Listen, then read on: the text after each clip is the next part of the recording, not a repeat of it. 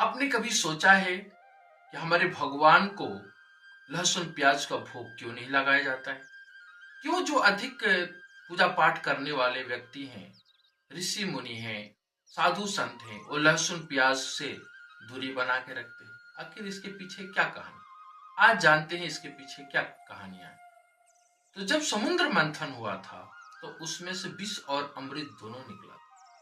विष भगवान शंकर ने, आप सब जानते हैं कि वो विष को धारण भगवान शंकर ने कर लिया, लेकिन अमृत सभी देवताओं को भी चाहिए था और असुरों को भी चाहिए था। और फिर भगवान विष्णु ने एक मोहिनी रूप धारण कर दिया, और मोहिनी रूप धारण करने के बाद जो है जितने असुर थे सब उनके रूप में कायल हो गए, सब मोहित हो चुके। और फिर भगवान विष्णु ने एक एक करके सभी देवताओं को अमृत पिलाना शुरू कर दिया।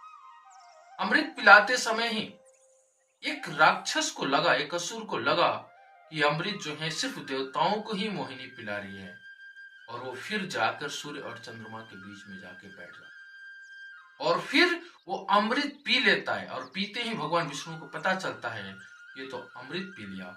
वो तुरंत अपने रूप में आते हैं और फिर उनको सुदर्शन चक्र से उसका गला काटते। जब गला कटता है तो एक धड़ से उसके राहु और दूसरे धड़ से केतु।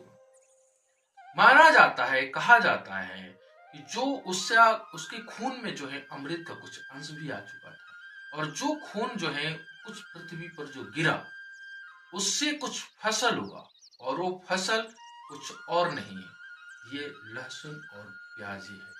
इसलिए इसे तामसिक भोजन भी कहा जाता है, और इसलिए हमारे साधु संत या हमारे धर्मों में लहसुन प्याज को खाने के लिए थोड़ी सी उसकी दूरियां बनाई जाती हैं। हमारे भगवान को जो है इस पर भोग नहीं लगाया जाता। इसके पीछे यही कहानी पढ़ने और सुनने को मिलती है। धन्यवाद।